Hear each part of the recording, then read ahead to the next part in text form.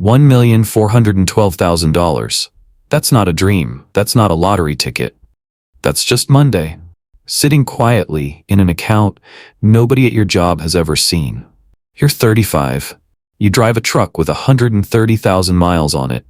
You pack your own lunch in a bag that's older than some of your coworkers' marriages.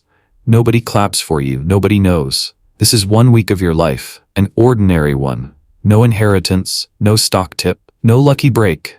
Just 7 days and the quiet math running underneath all of them. Let's start with Monday. Monday, 6:40 in the morning. The jacket's on the hook by the door. Canvas, faded from green to something closer to gray, a torn seam near the collar that's been there longer than some of the equipment at the plant. You bought it at 19 for $34. You don't wear it to the office. You wear something else to the office. But it's still there. Still yours. You leave it on the hook and drive to Halbrook Industrial in the truck instead. 9 a.m. Your director, a woman named Colette, slides a piece of paper across the conference table. Senior manager. 28% more pay. On paper, it's obviously good news. She walks you through it anyway. 3 times the meetings, 2 new direct reports, a phone that doesn't go quiet after 6 p.m. because senior managers are the ones who pick up when something breaks at 9. You ask one question. What does this do to my time? Colette pauses, like nobody's asked her that, instead of asking about the number. She says, honestly, it takes a lot of it, but it's a real opportunity. You tell her no, thank you. She looks at you the way you'd look at someone turning down a kidney that was a perfect match. Here's the part that's hard to explain to anyone who hasn't sat with the math themselves. 28% more pay sounds like an obvious yes, but you already know where every dollar you make is going, automatically, before you can touch it. And this raise wouldn't change the number that actually matters to you. The day you get your time back completely, it would move that day a little closer, maybe 4 or 5 months closer. But the version of you that takes this job, the one with 2 more direct reports and a phone that rings at 9 p.m., that version comes home with less left over. Less for Marisol. Less for actually being present at dinner instead of just sitting at it. Money can buy almost anything except time. You think about your dad for a second, sitting in Colette's office. Not on purpose. It just surfaces. He worked 22 years at a plant 2 towns over, said yes to everything, right up until the day they didn't need him anymore. 54 years old. $6,100 saved. That's the whole cushion a person gets for saying yes to every ask for 2 decades straight. You decided something a long time ago, watching him take that call in the kitchen. You don't remember the exact words anymore, just the shape of the decision. Nobody's ever doing that to you. And more than that, you were never going to build a life where saying yes to everything was the only option you had. You drive home a little early, not because you're upset, because you can. That's the whole point of the last 16 years, and Monday's just the first day it gets tested. Then Tuesday comes. Lunch break, break room, the coffee machine making its usual complaining noise. Trent's leaning against the counter, 26 years old, the kind of tired that isn't about sleep. Can I ask something weird? He says, you seem like you've got this figured out. I've got about $8,700 in credit card debt, and I genuinely don't know what half of it was for. You don't lecture him. You remember being closer to his age than you'd like to admit, standing at a bank counter at 23, watching a teller slide a pamphlet across instead of an actual answer, because a secured card was the only thing anyone would offer you back then. Want the 2 sentences that actually fixed things for me, you ask. He nods, coffee halfway to his mouth, not drinking it. Pay yourself first, automatically, before you can touch the money. And never carry a balance on anything that doesn't grow in value. He half laughs. That's it? That's most of it, you tell him. Everything else is just details. Here's a detail Trent actually needs, not just the advice, the number underneath it. Most credit cards charge somewhere around 22 to 27% interest. If he only pays the minimum on $8,700, that debt can take over a decade to disappear completely. And by the time it's gone, he'll have handed the bank almost as much in interest as the entire original balance. There's another number most people never hear explained clearly. Something called credit utilization. It's how much of your available credit you're actually using at any given moment. A high balance against your limit doesn't just cost interest. It drags your credit score down quietly, and a lower score follows you for years, making every future loan slightly more expensive than it needs to be. Debt doesn't care how hard you work to earn the money it's about to eat. Trent asks if you ever had debt like that. You tell him the truth. A little, at 23, nothing dramatic, mostly just the ordinary kind everyone starts with. What changed was one automatic transfer, $45 a month, set up on a Sunday night before you could talk yourself out of it. You don't tell Trent what your accounts actually look like now. You never tell anyone that. But that afternoon, you send him a link to the same low-fee index fund you use, and a note that just says, start with whatever you can, even if it's $10 a week. $10 feels embarrassing to invest. It's supposed to. That feeling wears off faster than people expect. Trent doesn't say much back. Just a thumbs up, and later, a screenshot. He moved $30 into something for the first time in his life. Not much, not nothing either. Then Wednesday comes. You get home a little after 6, and Grant's already in his driveway waxing something that still has the dealer sticker in the back window. Brand new truck, lifted, chrome, the kind that clears its throat before it actually starts. Behind it, hooked to a trailer, sits a boat, also new. Grant bought it Monday, he tells you, grinning, like he's been waiting all week for someone to ask. You didn't ask, he told you anyway. Grant makes solid money, better than you actually, by the raw numbers. Decent title 2 towns over, decent bonus every spring. By every visible measure, Grant's winning. New truck, new boat. An addition going up on the back of his house this summer. You're standing there in work boots, next to a truck with 130,000 miles on it, and you feel nothing, really. Not envy, not superiority, just the same quiet arithmetic that's been running in the background since before you can remember starting it. Here's what the arithmetic says. Grant's truck payment is somewhere around $1,100 a month, financed over 72 months. The boat adds a few hundred more on top of that. Run $1,100 a month into an index fund instead, growing at the market's long-term average for 25 years. And it turns into something close to $1 million. That truck sitting in Grant's driveway isn't just a truck, it's a version of his future that quietly stopped existing the moment he signed the loan. You're not judging him for it. That part matters, and it's easy to get wrong. Grant's boat is going to make real memories. His kids will remember summers on that lake for the rest of their lives, and there's no spreadsheet built that can measure what that's actually worth to a family. Money was never only a tool for building net worth. Sometimes it's a tool for building somebody's childhood. But there's a difference between spending because something genuinely matters to you, and spending because everyone around you is spending and stopping feels like falling behind. That second kind has a name: lifestyle inflation. And it's sneaky because it almost never feels like a decision in the moment. It just feels like keeping up. Every raise you've gotten in the last dozen years, you split in half without really having to think about it anymore. Half goes toward living a little better. Half goes to the machine, the automatic transfers, the retirement accounts, the thing that never announces itself out loud. You didn't build this habit because you're disciplined in some heroic way. You built it back when the money was little enough that it never got the chance to tempt you out of it.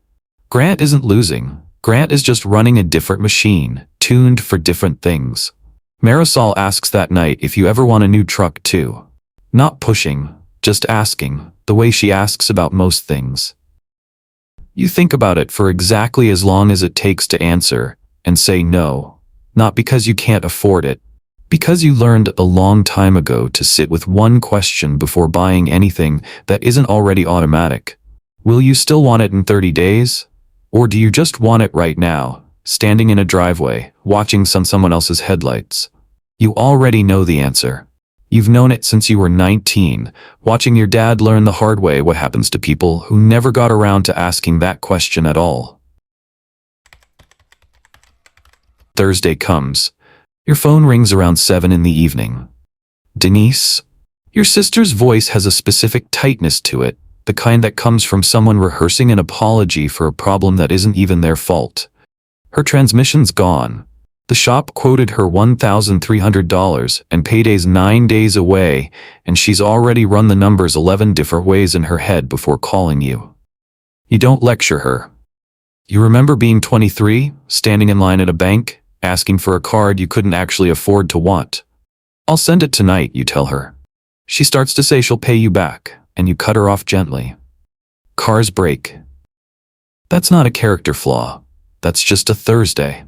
You transfer the money from a small cash cushion you built years ago, back when you bought the house, a cushion that exists for exactly this kind of moment.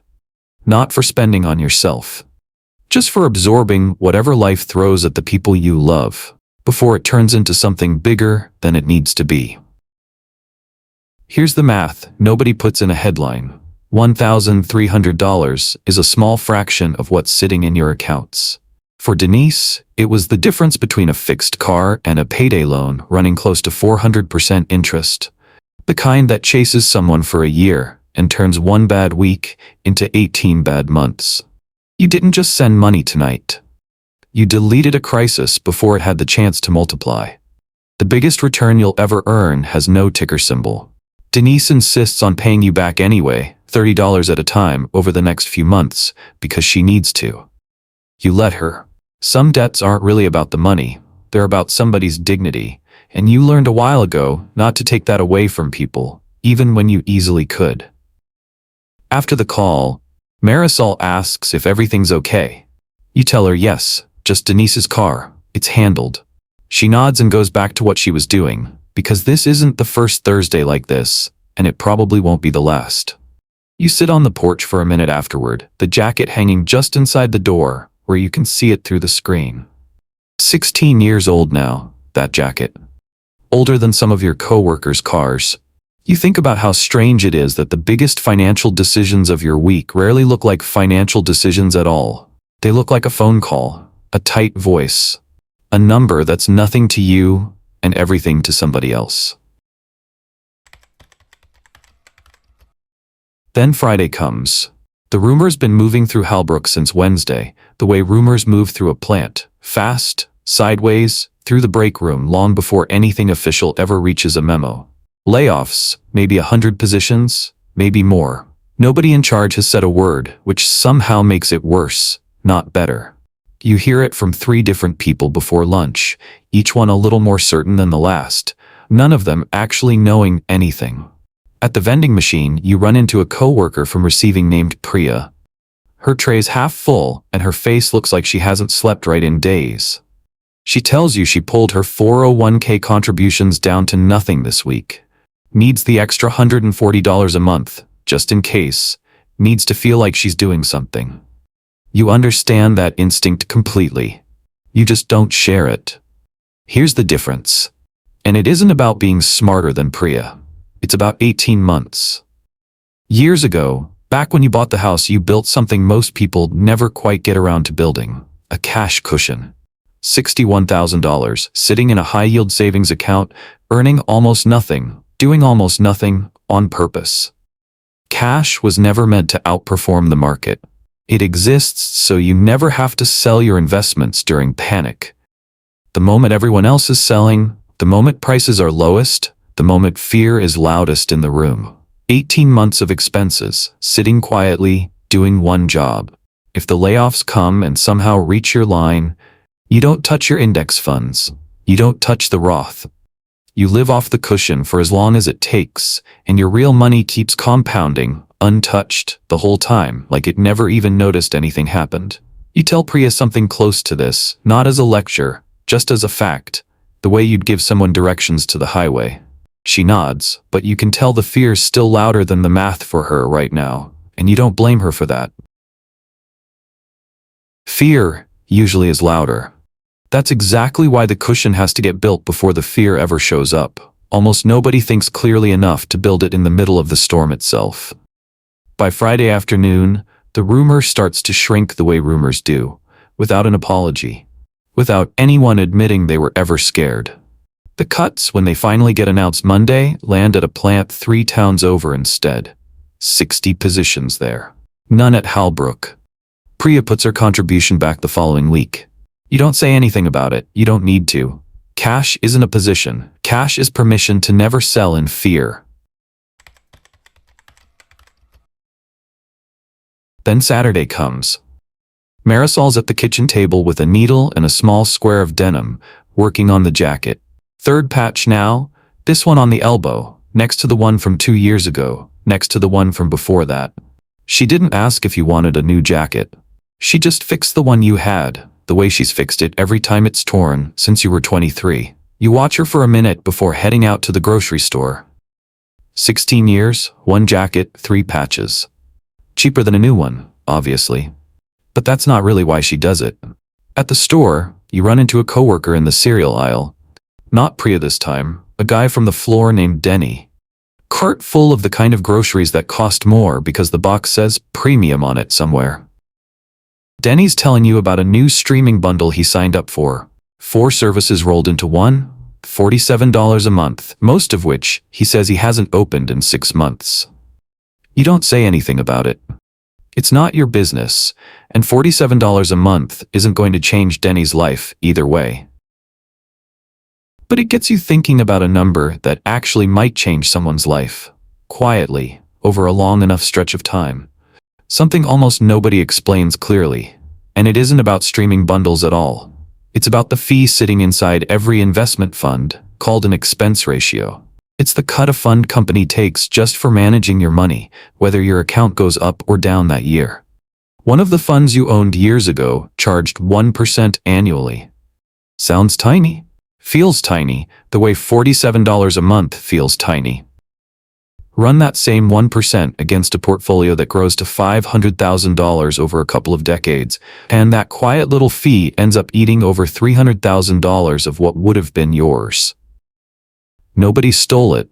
You just paid a toll every single year, and tolls compound too, just in the wrong direction, working against you instead of for you.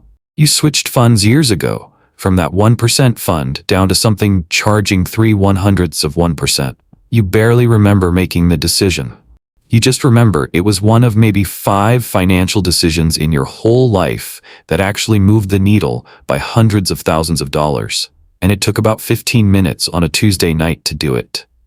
A 1% fee feels like nothing. A torn pocket feels like nothing too.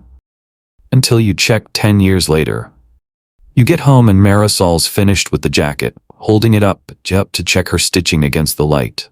She hands it to you without saying much. You put it on for a second, right there in the kitchen, just to feel the weight of it settle the way it always does. Denny's $47 a month will still be there next year, doing nothing. Your 15 minutes from years ago are still compounding tonight, while you stand in your kitchen, not thinking about it at all. Then Sunday comes. 30 minutes first Sunday of the month, same as always.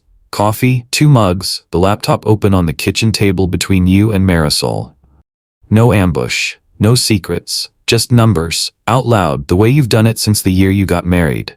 $1,412,000, give or take whatever the market decided to do this week. Neither of you reacts to the number anymore. It stopped being the point a while ago. Marisol updates the spreadsheet while you talk through the week. Colette's offer, the one you turned down. Trent's $30, moved into his first fund. Denise's transmission, handled. Grant's new boat, sitting in the driveway 2 doors down. Priya's 401k, back on again. The jacket, patched for the 3rd time. None of it sounds like a financial week if you say it out loud to a stranger. It sounds like just a week. That's the part almost nobody explains. The actual mechanics of building something like this rarely look like finance at all. They look like ordinary Tuesdays and Thursdays, one decision at a time, most of them too small to mention to anyone. You close the laptop. Outside, the evening's cooling off, and you and Marisol walk the same 2-mile loop you've walked most Sundays for years, past the same houses, the same dog that barks at the same fence. A podcast host asked you something once, years back, when you agreed to a short interview nobody ever really listened to. What's your number? When is it finally enough? You'd passed that number a while ago, somewhere around $800,000, if you had to guess exactly when. Nothing happened when you crossed it. No confetti, no feeling. The number just became a bigger number. And you were still you, walking the same loop, wearing the same jacket, worried about the same small things. That's the lesson that only shows up after the money does. The finish line was never real. What the money actually delivered came earlier, gradually, in pieces too small to notice individually. The day you stopped fearing the mail. The day a layoff rumor bored you more than it scared you. The day you said no to a raise because you already knew what it would cost. Denise's transmission. Handled. A layoff rumor. Ignored on purpose. A market drop. Left alone. A jacket. Patched instead of replaced. 4 times over. By someone who loves you enough to keep fixing something instead of throwing it away. Wealth is the density of no problem in your life. That night, you read in bed for a few minutes before turning off the lamp. Tomorrow there's one meeting, a dentist appointment for Marisol, and Denise's birthday coming up next weekend. Ordinary things. A whole life built out of ordinary things, stacked one on top of another for 16 years, until they added up to something that looks, from the outside, like it must have taken a miracle. It didn't. It just took every single Monday agreeing to look exactly like this one. Somewhere on 5th Street, a different Monday is starting. A 19-year-old walks into a thrift store near the corner, the bell over the door announcing him to nobody in particular. He's got wet boots from the walkover. Bus fare was $2 today, and gas for the week already ate that. He finds a canvas jacket on the rack near the register. Faded green, one pocket already coming loose at the seam. $34. He checks his phone before buying it. A missed call from his dad, a voicemail he hasn't listened to yet. He'll listen to it tonight. Standing in a kitchen that isn't so different from the one 2 towns over, 16 years ago, where another 19-year-old once stood and made a decision without ever saying it out loud. He buys the jacket. Puts it on right there in the store because it's cold outside and it fits well enough. He has no idea yet that he'll still be wearing it years from now. Nobody ever knows that about the things they buy at 19. He walks out, past a bank branch with fluorescent lights and a line that never moves, and he doesn't go in. Not today. Maybe next week, once he's saved up enough to ask about an account that does more than just sit there. The clock on the corner reads 5:40. It always will. He doesn't know about the corridor yet. The long one with no windows, the one that only rewards people who keep walking it long after it stops feeling like it's working. He just knows it's cold, and the jacket's $34. And he needs to get to work. He will find out. Not all at once, just one ordinary Monday at a time for the rest of his life.